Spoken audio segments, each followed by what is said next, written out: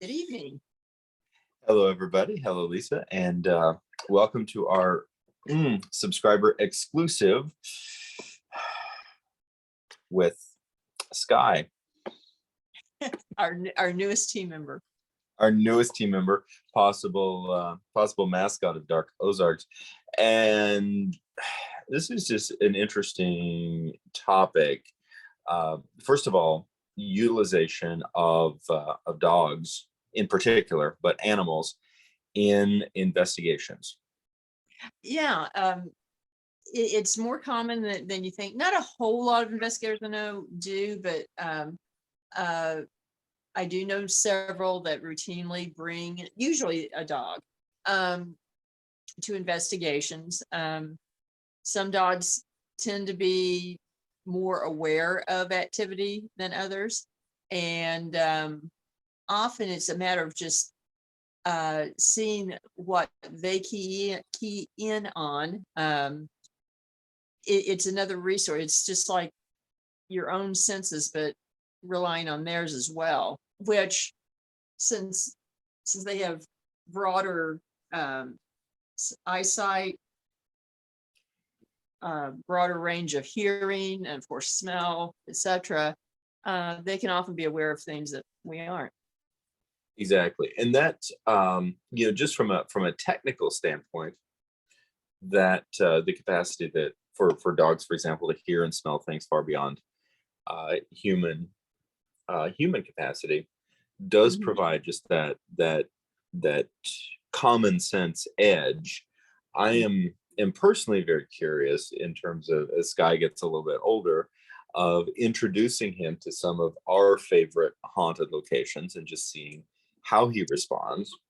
Exactly. And I think that's the best way to go about that. And that's not an unusual part of what brings someone to ask for an investigation from a team is observing their pets. And This is true. yeah, I mean, that happens quite a bit. And I can say we actually a very early member of Paranormal Science Lab had an interesting situation because he felt, and others around him did too, that he had a spirit that pretty much followed him through life because, and that was his brother. He had an 8-year-old brother that died when he was a baby, and in a car wreck. And wherever Eric ever lived, there seemed to be activity. And this is probably 10, 12 years ago, but he had 2 or 3 dogs, and one of them was deaf. And they would react. It was always in the same room, looking at one particular wall. He never noticed anything. His wife never noticed anything. But they would key in on it. And even the deaf dog would come out of a deep sleep and react same time that the other. And their feeling was that it was the spirit of his brother. And I think that could be very, very fair. Over the course of a number of years, we ended up with one dog in particular when I was growing up who just seemed to be extraordinarily tuned in to things and would respond at certain times. She was also very extremely in tune with the emotions of everyone in the family. Yeah. And I think it's interesting. Of course, I've always loved dogs my whole life, and it's something that I'm just really, of course, I got Sky. He's 9 weeks old. I got him on Monday on 4th of July, and something that's really rekindled in me is the fact that there is something about mini dogs that it seems to transcend just the mundane. Yeah. And for me, I think a lot of it has to be of what they're aware of, and in that sort of interdependence that we implicitly recognize that and trust their instincts, where we tend to disbelieve our own in, That's a very good point. It reminds me of the meme, which I tend to um, and to follow is, if the dog doesn't like someone, they typically trust the dog. yeah. I'm very much the same way. I always wonder why don't they like you? Why? But What is it that I'm not picking up? The fact that I think it's an interesting, parsing out. We recognize that the dogs have, a vastly improved hearing, vastly improved sense of smell. mhm, And so it makes sense to just categorize their response to stimuli as being something that, for example, in terms of hearing, is just a little bit outside our range, and right. they respond to it. And of course, there's plenty of real, non-paranormal examples of that happening. But thinking back of some of my past experiences, for example, a dog being extraordinarily tuned into the emotions um, of the family, or Right. and obviously emotions are not making a high-pitched whistle. The idea that the dogs seem capable of picking up stimuli that is on an energetic level that's really beyond what we think of as science. Well, more intuitive almost, yes. Yeah, and Uh, that's well, it reminds me of one of my favorite examples of something along these lines actually happened to us, and Alex was there.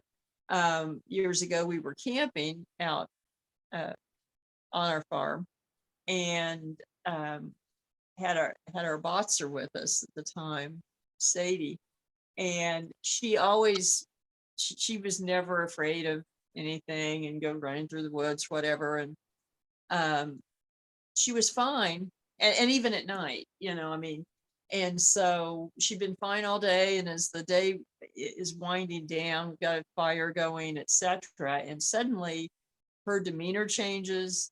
She starts watching part of the tree line, um, and just a warning, growl that you really didn't hear from her, and the hair standing up on her back and so forth, and she wouldn't go beyond the light of the fire, which normally she would, even at night. mhm. And so we thought, okay, so we wondered, what could be out there that made her react that way, but didn't think that much about it. So goes to sleep. It's about 2:30 in the morning, get woken up, start hearing the sounds of men running. And first it's like, is that deer? And you listen, no, it's very bipedal. It sounds like, really does sound like running footsteps. And then you start hearing calls back and forth. And I suddenly realize I'm hearing basically men running through a battle, and Mm, which happened there. So it's like, my sense has always been that she sensed them there yes, before that manifested. I think that that's extraordinarily fair. It's sometimes it gives you chills. In all Mhm. fairness, it, That night it kind of did. It was like, whoa, it was pretty and intense. and again, something that you already mentioned, but a lot of people are cued in that something weird might be happening just because of the fact that their pets are acting differently or Right. oddly. The dog in question, when I was growing up, there was one point that we had some rather intense activity, and that was both that there seemed to be very negative energy and then followed by very positive energy. And in both cases, she responded first in terms of being the guard dog who's like going to keep everything away.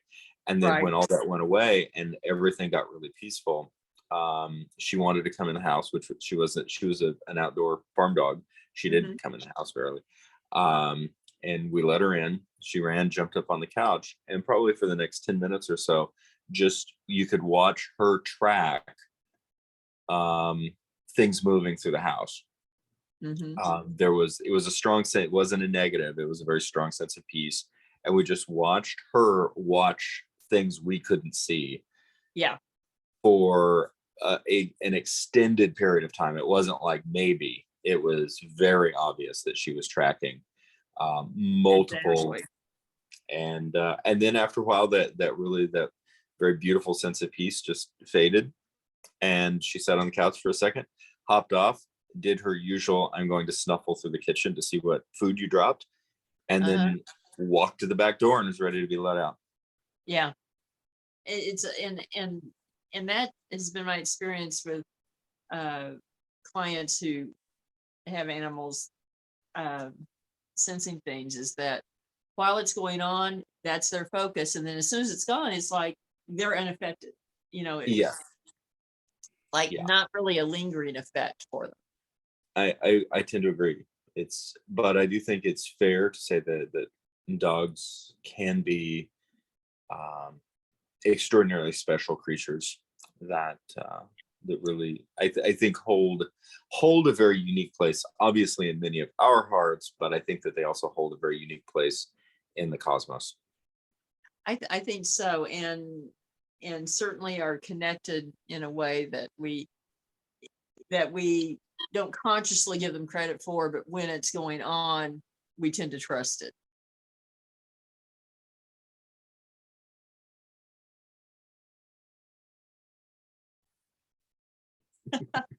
So we will be back next week and with a different topic. And we thank you all for subscribing, and feel free to comment, ask questions, tell us what you want to hear about. Absolutely, we thank you all. Of course, thank you, Lisa, and thank you, Alex, for making all this happen. Oh, thank you guys, and thanks everyone.